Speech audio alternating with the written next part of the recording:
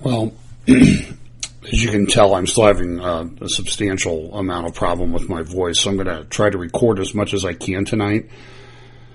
Apologize for getting this up so late, but my wife and I, Pam and I, were out west in the desert, did some business meetings this week, and it didn't really contribute to my voice's recovery all that much.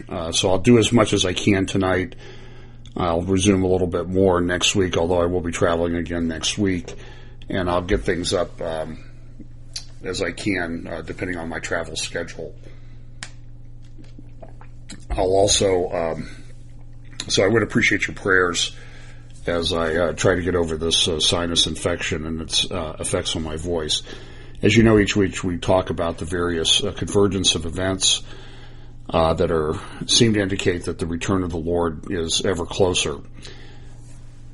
One of those things that we look at is apostasy in the church. In verse 3 of 2 Timothy chapter 4, it says this: "For the time will come when they will not endure sound doctrine, but after their own lust shall they heap to themselves teachers having itching ears, and they shall turn away their ears from the truth and shall be turned unto fables."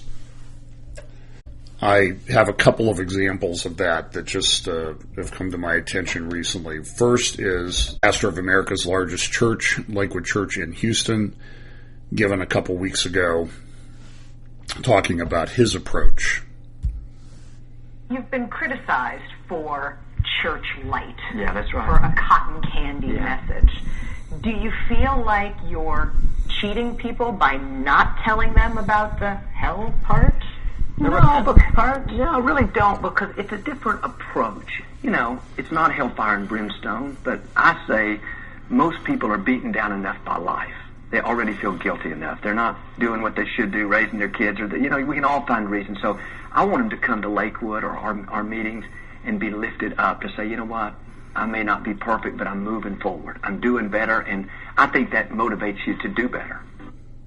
Well, I don't think that requires any additional comment by me, but it's clear that sound doctrine is not a priority at Lakewood, and you should take note of that. Another thing that happened yesterday in Los Angeles was the Azusa Now at the Los Angeles Coliseum. It was organized by Lou Engle of The Call. It was to celebrate the 110th anniversary of the Azusa Revival, which took place in Azusa, California in 1906. I've been looking at some of the videos. There's probably enough there to do several series on apostasy, as the people such as Lou Engle and the New Apostolic Reformation gathered together with other evangelicals and Roman Catholics and other groups in supposedly the beginning of a great revival. Doctrine and truth had very little to do with what was going on there. For example, one of the groups that was there were these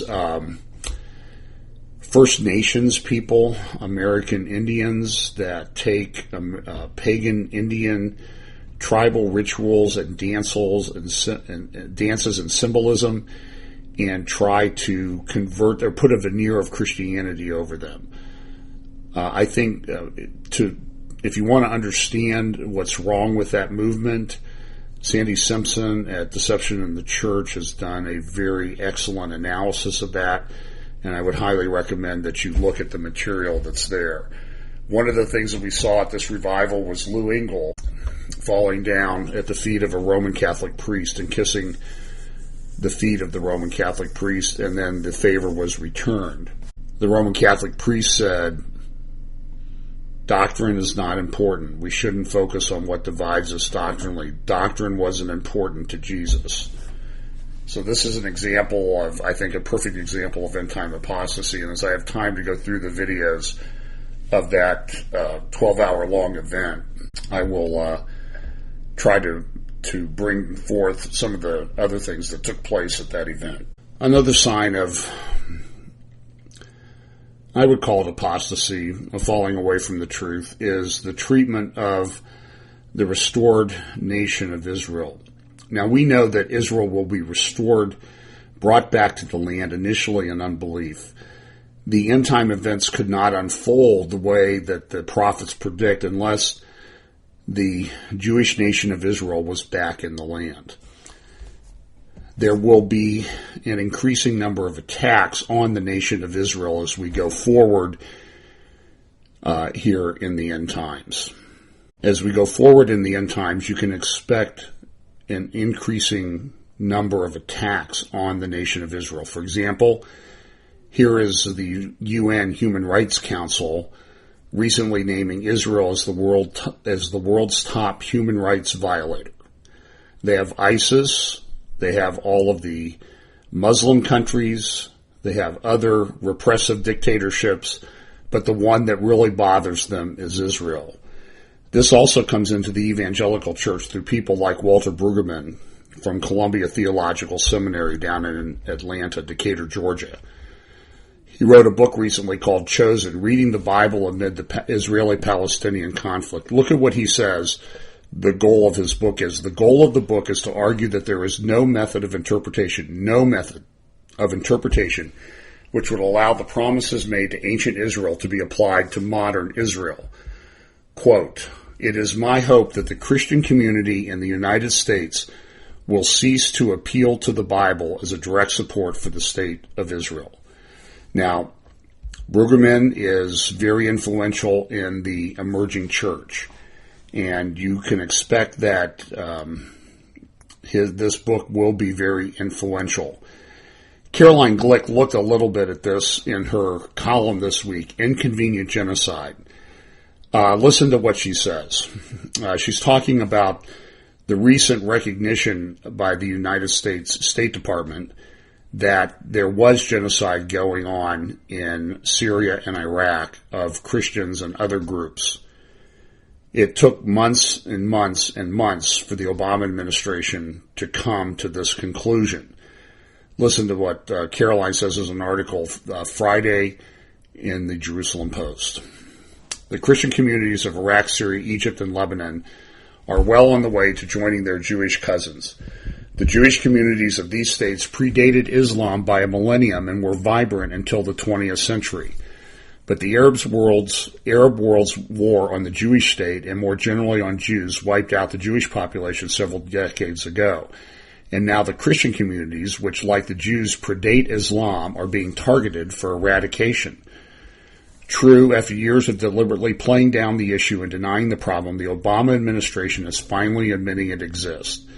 The State Department finally acknowledged the obvious on March 25th, when Secretary of State John Kerry stated that Islamic State is conducting a genocide of Christians, Yazidis, and Shiites. The statement of John Kerry is absolutely stunning when you analyze it. I won't torch you with all of what he said. I will give you one of his conclusions. Listen to how John Kerry describes the solution to this problem of genocide of Christians and others in the Middle East.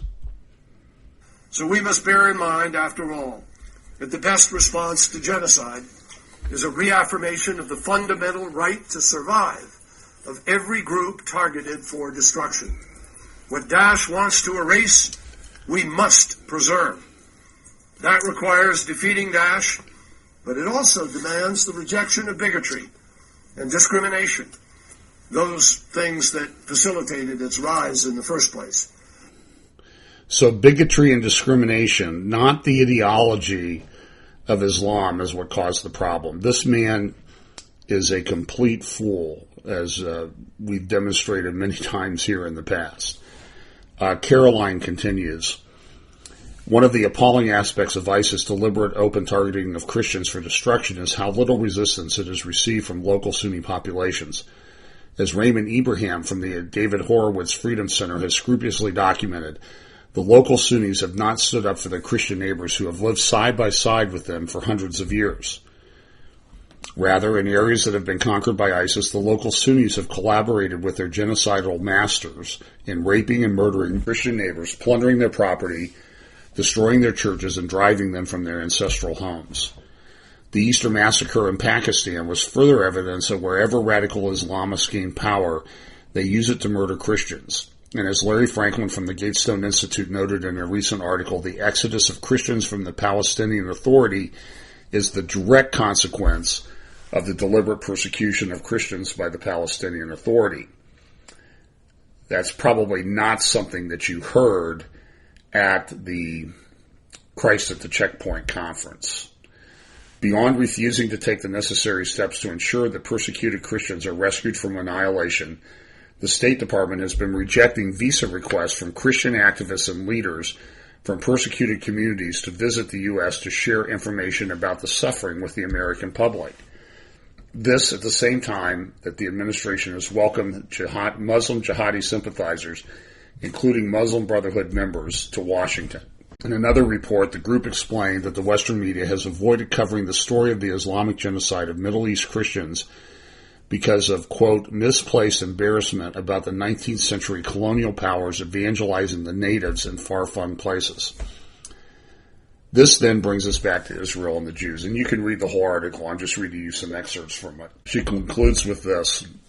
The same ideological prejudice that refuses to recognize that the Islamic State is Islamic, refuses to recognize that jihad is unique to Islam, refuses to recognize that Christians as religious minorities are being targeted for annihilation, and refuses to recognize that Christians of the Middle East are ancient peoples who have lived in their communities since the dawn of Christianity, also refuses to recognize the rights of the Jewish people as the indigenous people of the land of Israel. This is the reason that Western governments, led by the Obama administration, are unwilling to defeat ISIS. This is why they are giving preference to Muslim asylum seekers who they are incapable of screening over Christians who it is unnecessary to screen. This is the reason that the same governments are far more willing to attack Jews for living beyond the 1949 armistice lines in Jerusalem, Judea, and Samaria, the cradle of Jewish civilization in the heartland of the land of Israel, than they are willing to end their support for the Palestinian Authority, which sponsors and celebrates terrorism. This is why the same governments eagerly embrace every allegation of Israeli racism, real or imagined, while they ignore or even fund racist Palestinian efforts to deny Jewish history, a history which leads to the inevitable conclusion that the Jews are the indigenous people of the land of Israel. The reason Obama refuses to protect Middle East Christians from extinction is because he cannot rescue them, either on the ground or by ensuring they can flee to safety, without abandoning his ideological faith that the only natives of the Middle East are the Muslims. It's a great article. You should be sure you get Friday Jerusalem Post, April 8th, and read that. Now, look, one of the things that I think is happening is that because of the refusal to recognize the nation of Israel, I believe the European countries and the United States are having problems with this migration problem. Here's an interesting picture. These are some immigrants recently going through Europe. You will note that there are 11 people in that photograph. 7 of them are males, but look at the difference. So there are 7 males, 7 able-bodied males, 1 female, and 3 children. Look at how the female is dressed. She's in bare feet. It's obviously very cold. She's essentially taking care of the 3 kids and carrying other things, and the other guys are not helping her.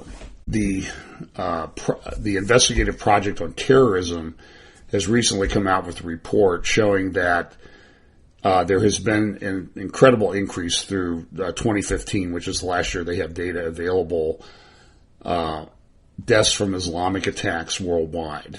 They are now over 30,000, many, many times more than from any other terrorist group or terrorist-related group or rebel group.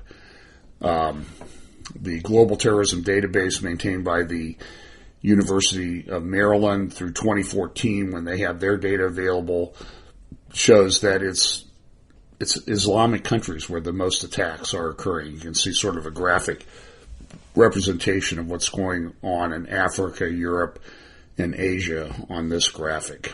But Europe has continued to have a problem. And the question that's asked, this is an editorial from Investors Business Daily, what has Europe done to them?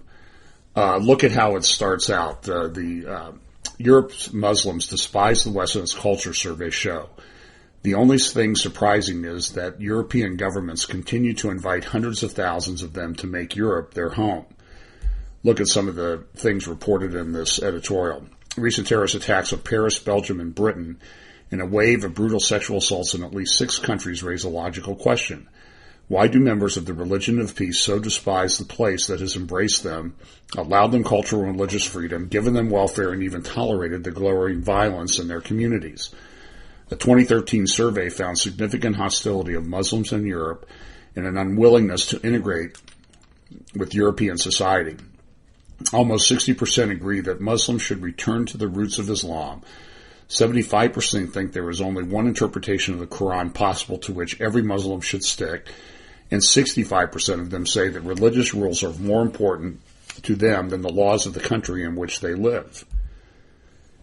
And despite the welcome they get in Europe and the largesse doled out by EU's expansive welfare state, 54% of Europe's Muslims believe that the West is out to destroy Islam. It doesn't make any sense. The editorial continues, maybe we shouldn't be shocked. After all, the beliefs of Muslims around the world are starkly at odds with those in the West. Inside Europe, 42% of France's Muslims believe suicide attacks are okay. Feeling a bit smug about the U.S.? Don't. Here, 26% of younger Muslims in the U.S. believe suicide bombing is justified. We have a major problem, and our government refuses to do anything about it. There was also a report that just came out. The person who sort of helped popularize the term Islamophobia, this is reported on Breitbart just today, the UK equalities chief who popularized the term Islamophobia admits, I thought Muslims would blend into Britain. I should have known better. Listen to what he says. Liberal opinion in Britain has for more than 2 decades maintained that most Muslims are just like everyone else. Thanks to the most detailed and comprehensive survey of British Muslim opinion yet conducted, we now know that just isn't how it is. Again, they're not integrating into the culture. And this is a major problem. And I think it is related in great part to the way the nations are treating the Jewish people and the nation of Israel.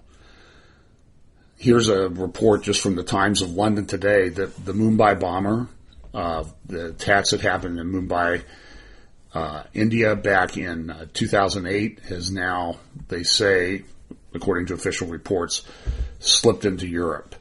This is going to continue to be a major problem. Here's an interview with this man who has been convicted of participating with ISIS. He's returned to Belgium, and this is what he has to say. If you spit in the air, there's going to be a moment the spit is going to fall in your own face. The attacks, it's a reaction.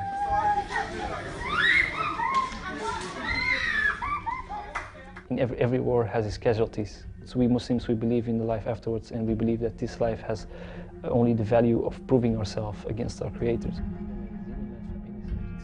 That was a magazine here that had an article about it? Yeah, it was one of the articles before the trial.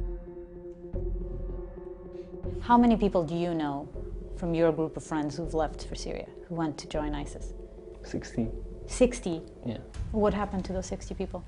A lot of them went to paradise.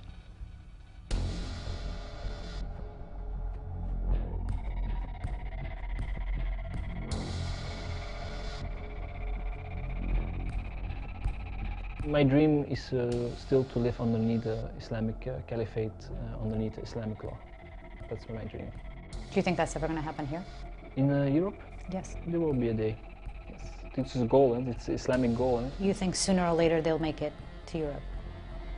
I think they're already in Europe, because ISIS is not a group, it's an ideology.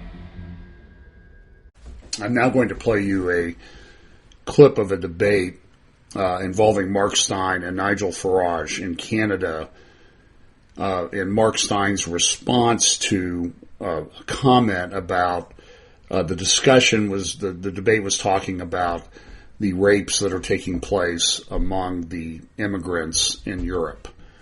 And I think a very inappropriate comment is made, and then Mark Steyn and Nigel Farage will respond.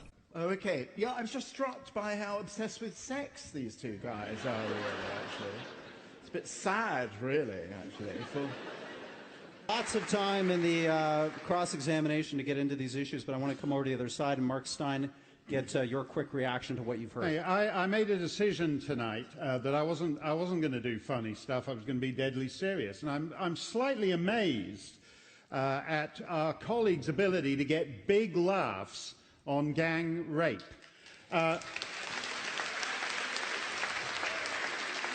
Madame Arbor scoffs at the newfound feminists over here. I'm not much of a feminist, but I draw the line at the 3-year-old getting raped and the 7-year-old getting gang raped in a basement. And when Simon tells us that, funnily enough, we're all obsessed, maybe we don't get enough action in the Toronto singles bars. Madame Arbor, as she said, is a feminist of a certain generation. And those feminists were very clear, as Madame Arbor was very clear in Sudan, that rape is not about sex, whatever Simon may say. Rape is about power, which is what Madame Arbor says. And we're not talking about the kind of sex I want to have. I ain't into 3-year-old girls. But the 14-year-old girl in Sudan, here's a random example from 10 days of German migrant crimes in January. 16-year-old boy raped inside Wolfsburg City Hall. 13-year-old girl sexually assaulted near a railway station in Ellwagen. 3 girls sexually assaulted at a swimming pool in Ansbach. 15-year-old girl raped at a railway station in Wuppertal. Attempted gang rape of a 13-year-old girl in Gelsenkirchen. I can go on and on. These are all rapes, gang rapes in public places. Trains, streets, parks, and even City Hall. And I congratulate you on getting big laughs with that, Simon, and you, Louise, because if I'd known that, I'd be doing open night mic on gang rape at a comedy club. It isn't funny. It isn't funny. Okay, Mark, we'll be able to get into this later. Your time is up. We've lived through 100 years of female liberation and emancipation, and now we have the mayors of towns in Germany and in Sweden and in other parts of Northern Europe telling women not to walk out after dark on their own. And in the wake of the Cologne sex attacks, the mayor of Cologne said to those women they really ought to dress differently and behave differently in public. That, Simon, is what is sad, and actually I find the sheer hypocrisy of those of you that have stood up and said you're going to defend female rights when actually you think migrant rights are more important than female rights in our own community. Frankly, shame on you. Look, we have a major problem in the world and country, and I think the actions of our president are sort of indicative of this. Here's an editorial again from Investors Business Daily talking about Obama's pardons put America at risk. Obama pardoned another 61 prisoners Wednesday, bringing the total number of felons whose sentences he has commuted to 248, more than all the previous 6 presidents going back to Gerald Ford combined. And he is not done yet. More than 10,000 clemency cases are pending, and the president has made approving them his top priority in his remaining days in office. 92 of them, or nearly 40% of the total pardon, were serving life sentences. I don't think this is something that the mainstream media has covered in the least. At the same time, the Obama regime has approved the early release of roughly half, more than 46,000 of all drug traffickers in the federal pen, including the kingpin of a multi-million-dollar operation that smuggled drugs from Canada to Maine. And here in Columbus, we had one of these people who was released get involved in an altercation and killed, I believe, 3 people. He's been charged with murder. But these are the people that Obama's releasing from prison. Now I want to turn to the subject that I've started off talking about, end-time fascism. In my view, one of the things that will happen under a coming world leader will be control of thought and speech. And that's going to be done both through government and corporations. And I think it's a trend that we need to be aware of that's coming. In fact, I think it's already here, and I think we've seen some examples of it this week. Now, there was, within the last 2 weeks, there was, a week before last, there was a nuclear summit at the White House. Leaders of the world came in to talk about nuclear proliferation. And the president acknowledged that terrorists getting their hands on nuclear weapons is a matter of grave concern. At the meeting, I want you to listen very carefully to the clip that I'm going to show you. President Hollande of France was given a chance to speak, and he spoke about what was really on his mind. I want you to listen. You will hear him speaking, but he's speaking through an interpreter. And you will see that there's a place where things get a little bit unclear from the interpreter's standpoint. Listen to this. Together with President Obama, we worked on coordinating further our commitments, our organizations, our services, when it comes to fighting against these terrorists. We are also making sure that between Europe and the United States, there can be a very high-level coordination. But we're also well aware that the roots of terrorism. Et nous devons agir en Irak et en Syrie. C'est ce que nous faisons dans le cadre de la coalition. Et nous constatons que Daesh est en recul. We note that Daesh is losing ground thanks to the strikes we've been able to launch with the coalition. See, what happened was the interpreter's audio, when President Hollande talked about Islamist terrorism, in fact, here's a transcript that was on the White House website. I don't know if it's still up. We're also well aware, this is President Hollande's comments, well aware that the roots of terrorism, Islamist terrorism, is in Syria and in Iraq. But what the Obama administration did when they put up the video was they cut out the audio of the interpretation. Now, fortunately, because of the way closed captioning works on YouTube, the actual remarks of President Hollande were captured. But it was clear that they cut the audio of the interpreter out when she was interpreting the President Hollande's comments, and he made reference to Islamist terrorism. Now, the White House has said that, well, it was a technical glitch. But I think this is indicative of the thing that we're going to see, particularly if people such as in our current administration remain in power. And that's why the election is very important in my view. Now, here's a story from Colorado talking about incorporating diversity lessons. Listen to this. A 4-year-old Aurora girl was kicked out of a preschool last month when her parents raised questions about books read in her class, including ones that told stories about same-sex couples and worms unsure about their gender. Her mother, Arby Sinclair, sees it as sex education and wanted to opt her daughter out of those discussions. Instead, school officials from Montview Community Preschool and Kindergarten in Aurora, run as a private parent cooperative, explained that the stories were part of the school's anti-bias curriculum, and because the discussions are embedded through the day, they told her that opting out was not possible. The school's anti-bias curriculum is part of a growing push in public and private school classrooms where educators use more diverse depictions of families and gender roles to expose students to differences before children have a chance to form negative opinions.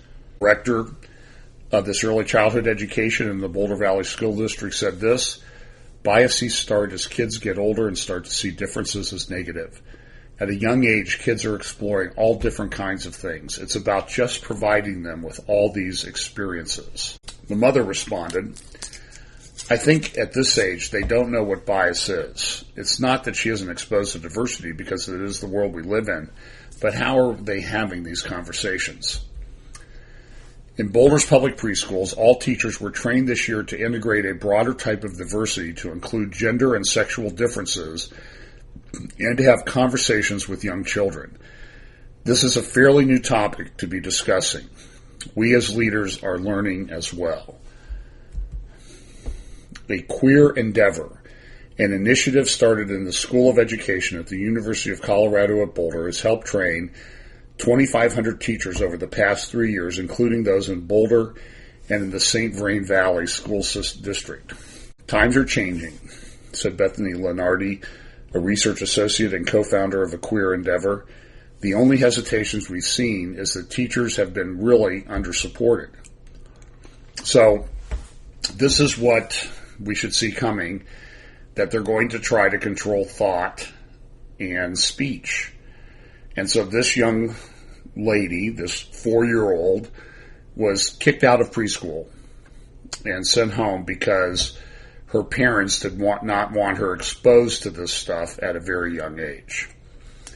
Now, I want to go to another example. This, again, comes from Investors Business Daily. And the title of the editorial is Dissent Forbidden. Inquisition.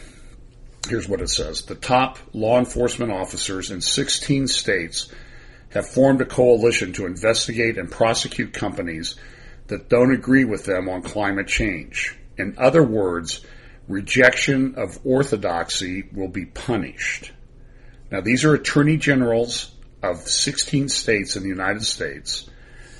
These states: California, Connecticut, Illinois, Iowa, Maine, District of Columbia, Maryland, Massachusetts, New York, Minnesota, Oregon, New Mexico, Virginia, Rhode Island, Vermont, and Washington. And yes, I know that the District of Columbia is not a state. If you go to the website of Eric Schneiderman, who is the Attorney General of the state of New York, you will see a press release where he announced this coalition. I'm now going to play a clip from the news conference where this initiative was announced. And I want you to listen to it and objectively decide whether this seems to be a good thing, or is this indicative of thought control. Now, what they're going to do is they're going to prosecute companies that don't toe the line on global climate change being caused by humans.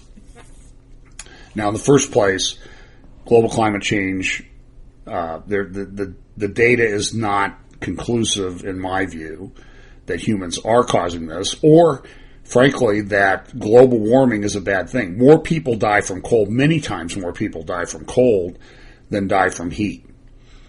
And so, but this is all about control. We have to control everything. We have to control thought. And what they're going to do is they're going to be prosecuting companies and individuals who don't toe the line on climate change. And they're going to do it as sort of they're committing fraud in their public statements, where they say climate change is not occurring, or we have nothing to do with climate change. And this is thought control. This is fascism writ large. So listen to this clip. Here is Eric Schneiderman at the press conference a week or so ago in New York. But, ladies and gentlemen, we're here for a very simple reason. We have heard the scientists. We know what's happening to the planet. There is no dispute, but there is confusion, and confusion sowed by those with an interest in profiting from the confusion and creating misperceptions in the eyes of the American public that really need to be cleared up.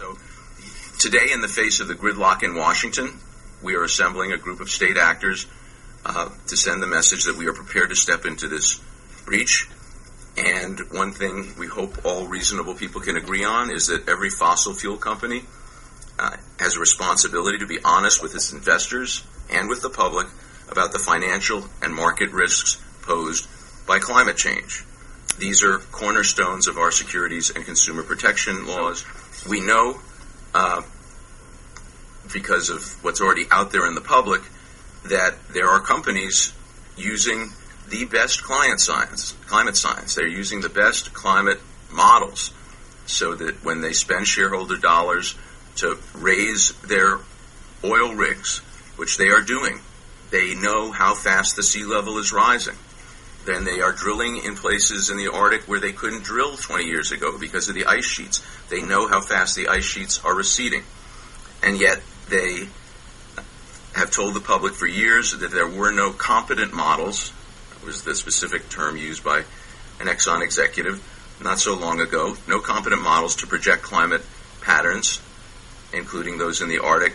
And we know that they paid millions of dollars to support organizations that put out propaganda denying that we can predict or measure the effects of fossil fuel on our climate, or even denying that climate change was happening.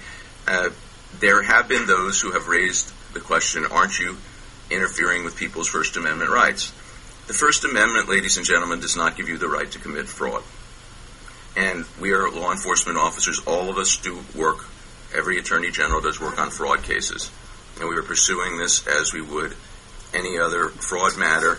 You have to tell the truth. You can't make misrepresentations of the kinds we've seen here. And the scope of the problem we're facing, the size of the corporate entities and their alliances and trade associations and other groups is massive, and it requires a multi-state effort. So I'm very honored that my colleagues are here today assembling with us. We know that in Washington there are good people who want to do the right thing on climate change, but everyone from President Obama on down is under a relentless assault from well-funded, highly aggressive, and morally vacant forces that are trying to block every step by the federal government to take meaningful action. So today, this is not a situation where financial damages alone can deal with the problem. We have to change conduct. Well, here's some comments from a leading proponent of climate change. I'm sure you will recognize this person. We do not have 40 years to continue suffering the consequences of the fraud allegedly being committed by the fossil fuel companies where climate change is concerned. The scientific community has been all but unanimous for a long time now, but now Mother Nature and the laws of physics, harder to ignore than scientists, are making it abundantly clear that we have to change. And the cumulative amount of that man-made global warming pollution now traps as much extra heat energy in the Earth's system as would be released by 400,000 Hiroshima-class atomic bombs exploding every 24 hours on the surface of our planet. These storms will reach out thousands of kilometers to funnel all that extra humidity and water vapor into these massive record-breaking downpours. And occasionally it creates a snowpocalypse or a snowmageddon, but most often record-breaking floods. We've had 7 once-in-a-thousand-year floods in the last 10 years in the U.S. Every night on the news now, it's like a nature hike through the book of Revelation, because those who are using unfair and illegal means to try to prevent the change are likely now, finally, at long last, to be held to account. And that will remove the last barriers to allow the American people to move forward and to redeem the promise of our president and our country in the historic meeting in Paris last December, where the United States led the global coalition to form the first global agreement. Well, a few comments. One, I'm really glad he didn't win the electoral vote in 2000. Number two, he's lying. But number three is you should take away from this that this is what's coming. They're going to use the law to force people to speak and think a certain way. And I think this is indicative, and this is going to become a global thing at some point. And I think it's just indicative of the times that we live in. I think it's a very significant sign. They're trying to do this through corporations too, though. So we have school district We have state attorneys general acknowledging that, well, the federal government would do this if they could, if they didn't have opposition, an opposition party. Now we're going to turn to corporations to see what's happening. In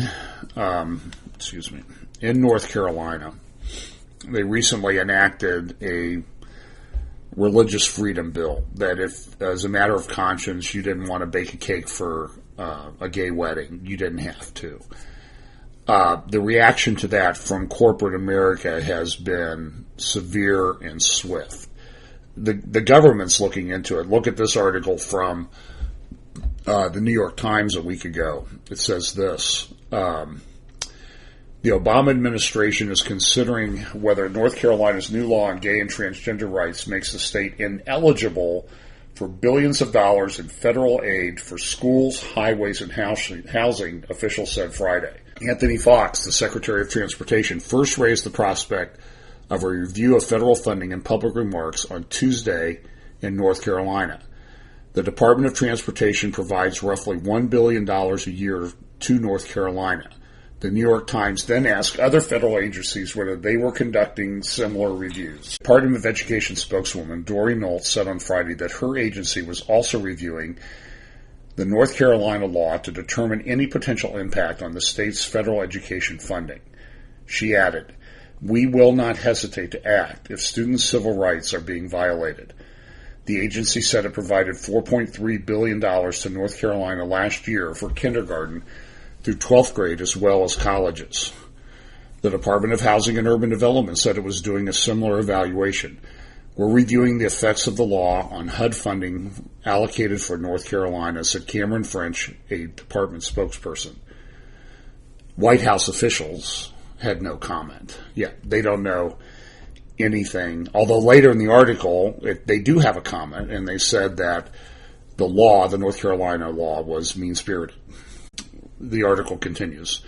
Mr. Forrest is correct that federal anti-discrimination laws do not explicitly mention gay and transgender people. The Obama administration has repeatedly called on Congress to pass a law banning discrimination against them in employment decisions. On several occasions, however, the administration has also said that gay, lesbian, and transgender people are already covered by laws banning sex discrimination. Last year, a federal judge in Virginia rejected that notion, ruling that restricting the bathroom choices for transgender students did not violate federal law. The Obama administration had argued otherwise, and the case is on appeal. So I think that what they're going to do is they're going to go forward anyway, regardless of what the case law says. I mean, this is the way things are being done. Loretta Lynch, back in June of 2015, gave remarks at the Lambda Legal annual reception in Washington, D.C. She said this at the time. And thanks to your courage, Lambda Legal is a LGBT legal organization to advance LGBT rights. And thanks to your courage, your devotion, this is Loretta Lynch speaking, your devotion and your tenacity in recent years, the fight for lesbian, gay, bisexual, and transgender equality has reached an incredible crescendo. Through the vigorous campaigns of pioneers, activists, and allies, many of whom emerged from the nation's legal community, we have witnessed a profound national pivot away from hate and intolerance and toward acceptance, respect, and understanding. These remarks were made about 1 week before the Supreme Court's decision in the Obergefell case. Lawmakers, the article continues, lawmakers had said in North Carolina that they were trying to prevent men from dressing as women to enter bathrooms and commit assaults. Critics said there was no evidence that that had happened. Now listen, this is completely contrary to the facts. The very next day, this article was on Breitbart saying, man dressed as woman busted for videoing in ladies' bathroom. And this is something that has continued on. Now, in the North Carolina case, the situation has also involved corporations. The NBA has said it's moving its All-Star game that was scheduled for Charlotte next year. PayPal has said that it would not open a facility that it had previously agreed to open in North Carolina. Bruce Springsteen canceled a concert Disney and Hollywood film companies have said they're pulling any filming and any business they have in the state out of the state. And this is corporations, private corporations that are trying to enforce a form of thought control on people. So just be aware that it's coming. And in the White House, while they may not have had a comment on this other than it was mean-spirited, they're involved in a lot of other things. Here's Valerie Jarrett was speaking recently, and she said this. She demanded an end to gender bias in media and toys. And you're going to see more and more of these things. And then finally this, the person who put out the videos, the Center for, I can't remember the name of it off the top of my head, but they put out the Planned Parenthood sting videos that showed them talking about selling and buying baby parts. They raided his home. They took all of his computers, all of his logs, all of his personal materials, and they've taken them. Now, supposedly they're doing this in the course of because of an investigation into some crime, but they've taken everything. And the Attorney General of Kamala Harris of California is trying to shut down any dissent on the issue of abortion. It's just the way it is, and I think it's the way it's going to be. So you just need to know that this is coming, and I think it's indicative of the times that we live in. And here's a story out of Britain. A National Health Service worker had given a book, a Christian book, to a Muslim colleague, and she was fired. And she's now lost her appeal, and she's now suspended from work permanently because she tried to reach out and share her faith with a Muslim colleague who was a friend of hers. So this is the type of thing that's coming. Well, I'm going to wrap up this week's prophecy update. I just wanted to share with you a few things that you need to be aware of and looking out for. We'll take this up next week. But be on the lookout for these things, because I think these things, if corporations are doing this in North Carolina, they're going to start doing this to their employees over time. And I think we've already seen some indicators that this is happening. And this is fascism, and I think it's an indicator that we live in the end times. God bless.